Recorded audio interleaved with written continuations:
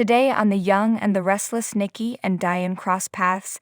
Abby brokers peace between Ashley and Jack, and Diane second guesses her plan. At the GCAC, Audra's on the phone with Nate asking if there are any updates. Did he push the idea to Victoria? Nate asks her to let him handle this his own way. He's proposing the idea because it makes sense. That it gets her out of a jam is an added benefit. Audra stresses that it's more than a jam. Adam could destroy her career. Adam walks in, so Audra lets Nate go. Adam joins Audra and hopes she has good news for him. Audra says it's pending. Adam thinks that sounds like stalling. He wants this over and done with by the time he, Nick, and Sharon launch the new company. Audra assures him she has a 2-stage plan in the works. At Newman, Nikki tells Victoria that she heard from her father and things are progressing overseas. Nate walks in with something to run by him.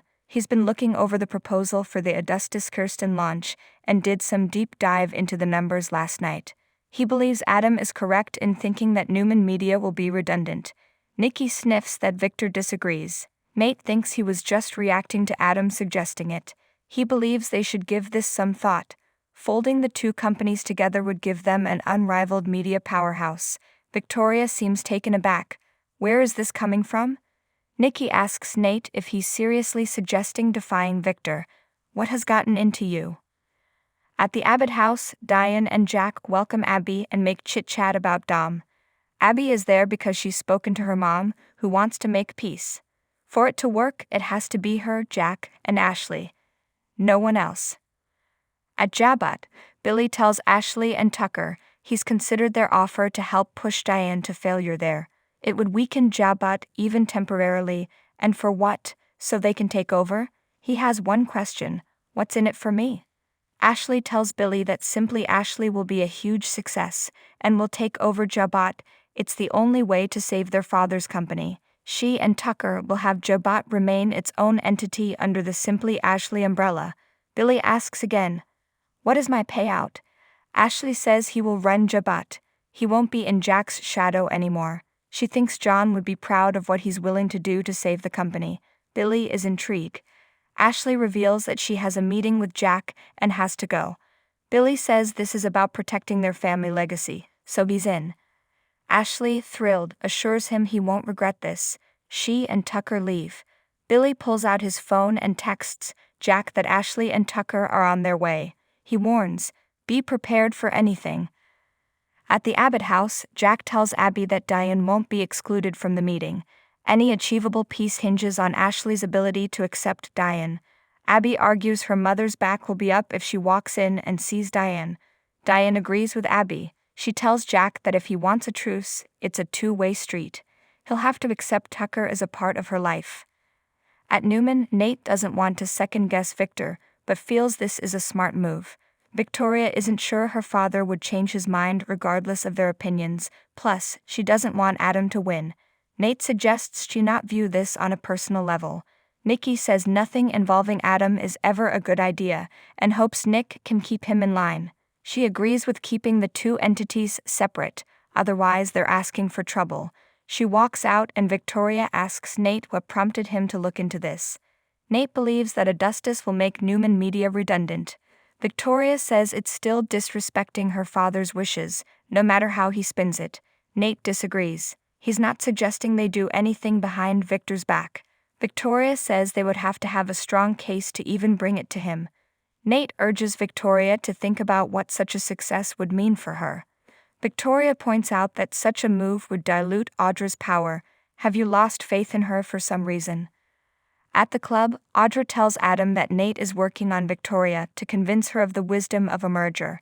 Adam reiterates that time is running out, they're launching next week. Audra can see how this benefits him, but will she be left out in the cold? That really dampens the incentive. Adam reminds her that her incentive is to keep the scandal quiet. Audra fumes that was a cover-up of a cover-up. She's not condoning what that man did, but she needs to protect her business position. Adam suggests she accomplish what he's asking of her then. Audra thinks he's underestimating her abilities. Providing she can convince Victor, where will she land in the new company? Adam tells her to make it happen, and then they'll see where she lands. Audra thinks Adam needs her as much as she needs him. She'll help him if he promises her that. Adam interjects, "What, like a pinky promise?" Audra wants it in writing that she'll retain her position. Adam says she's negotiating without any leverage. Audra warns if he releases the emails, he'll make an enemy of Tucker for life. The easiest way is for him to give her what she wants.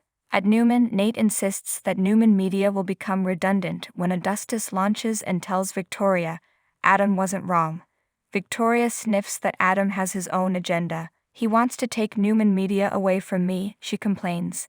Nate says that personal fixations aside, the strength of the two companies combined is undeniable. Victoria asks Nate what will happen to Audra if the two companies merge. Nate's not concerned about that, she's a team player. Victoria will have to think about it, but his passion is inspiring as usual. It's a turn-on. They start making out. At the Abbott house, Ashley and Tucker arrive and Abby declares that she's glad they've come to this sit-down, but the significant others need to leave. Tucker agrees to go but not before declaring to Jack that he wants the siblings to find peace. Tucker and Diane leave and Abby asks, "Okay, where should we begin?" At Society, Tucker and Diane arrive, and McCall needles Billy for running the company from the bar. Billy guesses the two of them got ousted from the peace conversation. He's sick and tired of the fighting and sick and tired of Jack sacrificing Jabat for Diane. Diane chirps that she's sick of having to prove herself to everyone but Jack. She tells Tucker she's lost her appetite and walks out. Tucker grins knowingly at Billy. Outside the door, Diane passes Nikki. Outside Society, Nikki snarks that Diane seems to have gotten everything she wanted since she came back to Geno City. Diane insists she came back with the best of intentions. Nikki recaps that she won her son's forgiveness, married the billionaire she's been chasing for decades, and drove a wedge between him and Ashley, all while gaining a foothold at Jabat. "I'd really admire you if you weren't so loathsome." The Newman smirks. Diane tells Nikki to have a nice day and walks off. Inside Society, Billy crabs to Tucker that Jack is blinded by love and will listen to Diane's bad ideas. He'll be in her ear, feeding her ego and telling her to take more and more control. Tucker muses, knowing at the end of that rainbow is your pot of gold. He thinks they're not dissimilar, unless of course you've got your own agenda. He notes, "It does seem just a little too good to be true." Nikki appears and asks, "What does?" Billy explains they have a shared dislike of Diane. Nikki feels it's never a good idea to trust that woman. Billy asks if she has any advice. Nikki says every plan to get rid of her has blown up. People go mad with rage and become their own collateral damage. She feels there's no upside in doing battle with Diane. She's resigned herself to the sad fact that she's now a part of the fabric of Geno City. At the Abbott house, Jack tells Ashley if she could just give Diane a chance, he'll do the same thing with Tucker. Ash will try her best. Jack declares that they have an agreement. They both want the battle to end. Ashley wants to move forward without being so angry. Abby asks if Jack will come to her mother's wedding. Jack asks if Ashley will let him bring his wife. Audra walks into Crimson Lights and spots Diane, who asks her to have a seat. She knows she and Kyle have been working together and have a personal relationship. Audra gushes about Kyle. Diane is very protective of her son. Audra talks up how he's impressed her at Newman Media. Diane says he belongs at Marchetti working alongside his wife. He's still in love with Summer. Audra only knows what he reveals to her. Diane laughs at the idea he's honest with her. Audra thinks he's ready to move on, perhaps he needs a break from all of you, to find himself. Diane is outraged. She says Kyle needs his family, and she doubts he needs to align himself with her to find himself. Audra says her intentions are sincere, but Diane thinks she's a user. Audra wants to be there for Kyle during this difficult time in his life. Diane says Kyle is running away from himself, and she is there to help him hide from the truth. But eventually it's all going to fall apart. At the GCAC, Nate tells Adam he knows what he's doing and he finds it despicable and pathetic.